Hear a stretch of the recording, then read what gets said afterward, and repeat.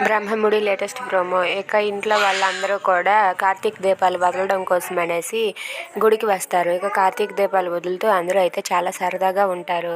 ఇక రుద్రాణి వాళ్ళు అలాగే శుభాస్ వాళ్ళంతా కూడా చాలా సరదాగా ఉంటారు.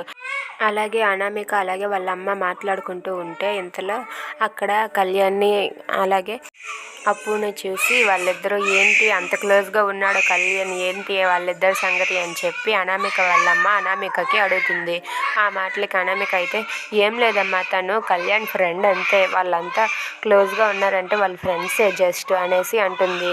లేదు, నువ్వు ఆ విషయం ఏదో త్వరగా తేల్చుకో, లేదంటే నీకే ప్రమాదం అని చెప్పి అంటూ ఉంటుంది.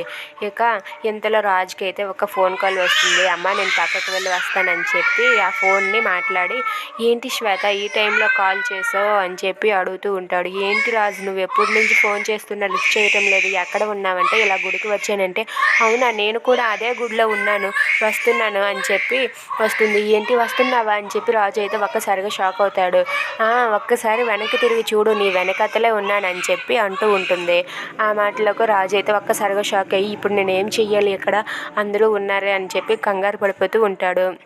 ఇక రాజు అయితే రాకు అన్నా సరే శ్వేత అయితే రాజు దగ్గరకు వచ్చి గట్టిగా హక్ చేసుకుంటుంది. అది చూసి రాజు అయితే ఒక్కసారిగా షాక్ అయ్యి సరేలే అని చెప్పి తను కూడా హక్ చేసుకొని, ఏంటి శ్వేత ఏమైంది నీకు అంటే, ఏం లేదు, నువ్వు ఫోన్ లిఫ్ట్ చేయకపోయేసరికి నాకు చాలా టెన్షన్ వచ్చేసిందని చెప్పి గట్టిగా హక్ చేసుకుంటుంది. ఇంతలో అపర్ణ అయితే అలా ఒకవైపుకి నొచ్చుకుంటూ వెళ్తూ ఉంటుంది. ఇంతలో అక్కడ రాజుని శ్వేత హక్ చేసుకోవడం చూసి అపర్ణ అయితే ఒక్కసారిగా షాక్ అవుతుంది. ఏంటి వీడు, ఏంటి ఇలా చేస్తున్నాడు, వీడు ఇలాంటి పనులు చేయడు కదా అని చెప్పి కంగారు పడుతూ షాక్ అయ్యి ఆ రాజు వైపు చూస్తూ ఉంటుంది. ఇంతలో కావ్య అయితే ఏంటి ఈయన ఎక్కడికి వెళ్ళారు ఇంకా రాలేదని రాజుని వెతుక్కుంటూ వెళ్తుంది.